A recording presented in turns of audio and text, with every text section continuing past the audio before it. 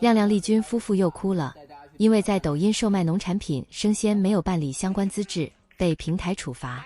因为像樱桃这类新鲜水果在运输过程中很容易破损，店家事先向平台缴纳保证金，售后出现问题，双方扯皮时能保障消费者获得赔偿。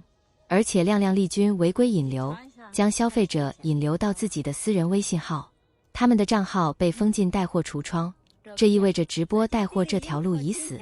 其实此事刚有苗头的时候，就不断有粉丝提醒他们，在电商平台卖农产品生鲜门槛很高，从前期资质到运输再到售后理赔，麻烦事一大堆，轻易碰不得。不少人给他们留言，把该办的手续办了，该备案的备案，该分钱的分钱。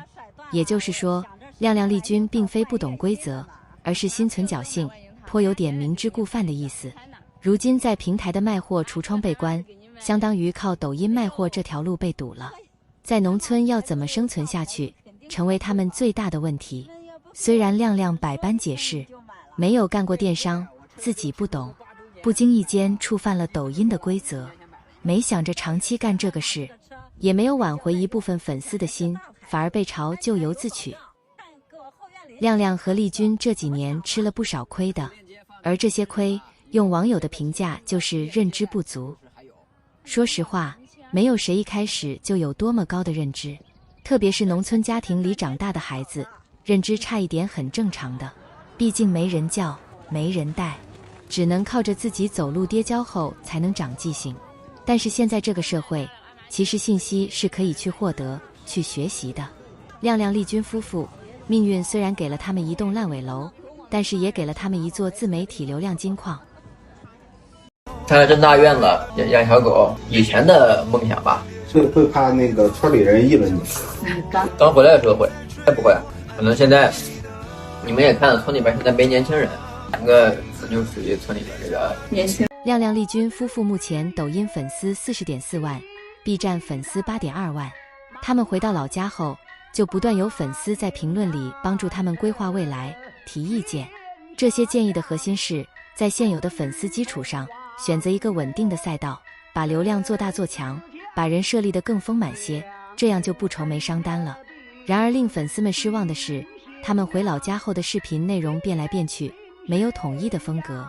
很多过来人劝他们不要做农产品，但他们还是一头扎进卖樱桃的喜悦中。中国有太多像亮亮丽君一样的年轻人了，苦是一点都没少吃，却在时代的潮流中无法掌控方向，好像越努力就会越不幸，好不容易向上爬2步，一个浪头扑过来，就可能跌得更狠。这样的年轻人，他们身上有着草根的小聪明，试图绕过规则用流量换钱，有着盲目的乐观与自信。在这次卖樱桃翻车后，有粉丝让他们不要再瞎折腾了，2个人去打工上个班也比现在强。但不要忘了，他们还没走红的时候，正是2个在郑州勤勤恳恳奋斗的打工人。因为匠心丽君买不起肉，只能给亮亮带回来1块豆腐。再往后，他们就遭遇了烂尾房维权，至今也没能走出这一段泥泞。说到底，他们俩今天的难，是因为自己还是因为环境呢？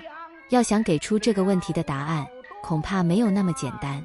更让人心酸的现实是，因为成为网红，他们遭遇的困境至少能被看到，始终会有人在评论区问一句：他们的房子拿到了吗？还有多少普通人的困境从来都没有被看见？违规引流该如何处罚？亮亮丽君能否得到平台的宽宥？这是他们和平台之间的事。长远来看，同烂尾楼一样，这可能也只是其人生中的一个坎。只要还有别的机会，就不能轻言绝望。好啦，小伙伴们，今天的视频就到这里，希望大家喜欢，记得订阅我的频道，并分享您的看法。我们下期再见。